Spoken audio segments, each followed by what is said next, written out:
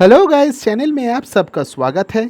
हम डिस्कस कर रहे थे वॉर फिल्म्स के ऊपर और जानने की कोशिश कर रहे थे what does an Indian war film go wrong. तो जैसा कि पिछले वीडियो में मैंने बताया था कि वॉर फिल्म्स का एक मेजर कैटेगरी है फिक्शनल इवेंट्स के ऊपर बेस्ड। फिक्शनल हो तो आपको आज़ादी मिल जाता है कि अपने तरह इंसिडेंट्स को रिप्रेजेंट करने का। अब देखो, हर एक फिल्म में मेकर्स आर्टिस्टिक फ्रीडम के तहत कुछ बदलाव तो करते ही हैं। जैसे कि मैंने कहा था कि कमर्शियली सक्सेसफुल होना बहुत ही ज़रूरी है मेकर्स के लिए। इसके लिए थोड़ा बहुत चेंजेस तो लाना ही पड़ता है जो ऑडियंस के दिल को छू जाए। इसीलिए बायोपिक या रियल इंसिडेंट्स के ऊपर बनी फिल्मों में भी कैरेक्टर्स के बीच में खास डायलॉग सुनने को मिलता है जो शायद ओरिजिनल टाइमलाइन में कभी कहा ही नहीं गया। इसी के साथ साथ एक्शन सीक्वेंस को भी चेंज किया जाता है कॉमर्शियल एक्सपेक्ट को ध्यान में रखते हुए। ऑब्वियस सी बात है, कूल एक्शन सीक्वेंस किसको पसंद नहीं। इसी के साथ साथ एक सवाल आता है कि इवेंट्स को थोड़ा सा भी चेंज क्यों किया जाए, क्यों जो जैसा है वैसा ही क्यों नहीं दिखाया जाए। पर तब तो वो तो एक डॉक्यूमेंट्री बन जाती है और वो कमर्शियली सक्सेसफुल होना एक रिस्क फैक्टर बन जाता है। अब कुछ फिल्म्स आप देखोगे जो हॉलीवुड फिल्म्स के ऑफिशियल रीमेक होते हैं या फिर उनसे इंस्पायर होकर उसी को बेस्ड करके इंडियनाइज्ड करके इंसिडेंट्स को और प्लॉट को तैयार किया जाता है। अमेरिकन इंसिडेंट्स को इंडियनाइज किया जाता है ताकि ऑडियंस रिलेट कर पाए। इसीलिए फिल्मों में रोग यूएस मिलियंस की जगह लेता है टेररिस्ट और पूरे प्योर एक्शन की जगह कॉमेडी भी अपना जगह फिल्म में बना लेता है। और इसी पे और एक सवाल खड़ा हो जाता है कि रीमेक फिल्म्स का एग्जीक्यूशन इतना डाल क्यों बन जाता है। ओरिजिनल फिल्म जहां पे शुरू से आखिर तक अपने सब्जेक्ट से कभी हटता नहीं, टोन को बरकरार रखता है, हर एक पॉइंट्स को बारीकी से दिखाता है, वही अक्सर रीमेक्स सब्जेक्ट को ग्रिप ही नहीं कर पाता, मिनिमम लॉजिक के ऊपर ध्यान भी नहीं जाता और एक आम चोर एनिमी मर्सिनरीज को आसानी से कॉम्बैट में हरा देता है। ऐसा क्यों?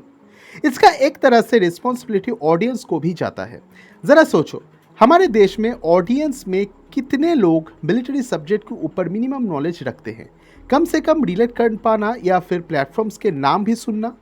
परसेंटेज वाइज नेग्लिजिबल और वहाँ पर स्पेशल फोर्स जैसे एक कम्प्लेक्स सब्जेक्ट को लाना एक लायबिलिटी बन जाता है मेकर्स के लिए।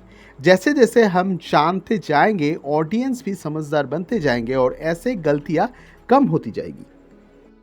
इसी के साथ साथ ऑडियंस की मेंटलिटी को भी समझना बहुत ज़रूरी होता है। ज़रा सोचो, हमारे देश में ज़्यादातर लोग किस वजह से, किस रीज़न के लिए फिल्म देखने जाते हैं? ऑब्वियसली बात है, एंटरटेनमेंट के लिए। एक आम इंसान हर रोज़ बहुत सारी मुश्किलों से गुजरता है।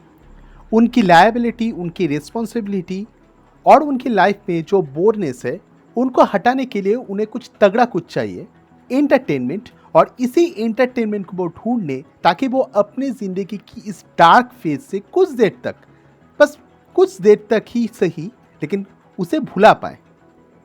और उससे भागने के लिए उन्हें चाहिए प्योर एंटरटेनमेंट। इसीलिए उन पे वो लॉजिक नहीं ढूंढते। यहाँ पर हम ओटीटी प्लेटफॉर्म और मैच्योर ऑडियंस की बात नहीं करते जो फिल्म की हिस्ट्री, उनकी इन्फ्लुएंस, उनकी अलग अलग टेक्निक या फिर उनकी में छुपा हुआ मैसेज, इन सबको एक्सप्लोर करना चाहते हैं। हम बात कर रहे हैं एक आम इंसान की जिसकी मकसद इसकी पूरी तरह से एम है फिल्म से, एंटरटेनमेंट से खुद को खुश करना।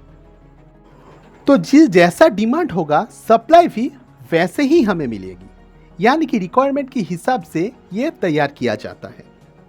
लेकिन ये सबको फिर भी हम नज़रअंदाज कर सकते हैं शेयर एंटरटेनमेंट के नाम पर जो गलतियां सबसे बड़ी है वो है टाइमलाइन को एक्यूरेट ना रख पाना। एग्जाम्पल के तौर पे सोचो कि अब जब 70s के टाइमलाइन की एक फिल्म बना रहे हो तब आप 70s के ही वेपन्स दिखाओगे ना।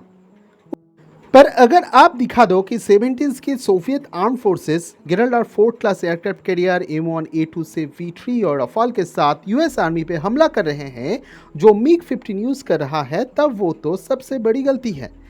ना ही आप सिर्फ सोवियत इक्विपमेंट्स को अमेरिकन के हाथ और अमेरिकन एंड यूरोपियन इक्विपमेंट्स को सोवियत के हाथों में दिखा रहे हो, बल्कि पूरे टाइमलाइन को आप मिस्टअप कर रहे हो। मिग 15 बहुत ही पुराना एक इक्विपमेंट्स है, 70s में उसका इस्तेमाल ज़्यादा नहीं होता था और बाकी के जो मॉडर्न इक्विपमेंट्स है वो 70s में उसका प्रोजेक्ट स्टार्ट भी नहीं हुआ था। तो यहाँ पर आपने टाइमलाइन को खराब कर दिए। यह चीज़ बहुत ही इरिटेटिंग है और यहाँ पर ऐसे गलतियाँ हो रहा है। एक्यूरेसी, मिनिमम एक्यूरेसी जो हम एक्सपेक्ट कर ही सकते हैं। इंटरनेट के ज़माने में जहाँ पर बहुत सारी इंफॉर्मेशन आसानी से मिल जाता है, वहाँ पर इतनी बड़ी गलतियाँ चूकता है और इस गलती को गर्मा गर्म डायलॉग से कभी भी मेकअप नहीं किया जा सकता, किसी भी हालत में भी नहीं।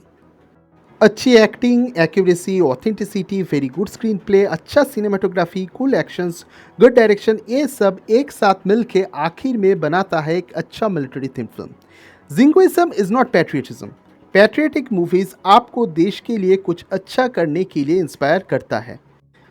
विजेता और लक्ष्य, ये दोनों फिल्म ने ही अपने अपने वक्त में यूथ को बहुत ज़्यादा ही इंस्पायर किया था और विदाउट एनी डाउट ये दोनों ही फाइनेस्ट इंडियन वॉर फिल्म में से माना जाता है, इफ़ नॉट दी बेस्ट।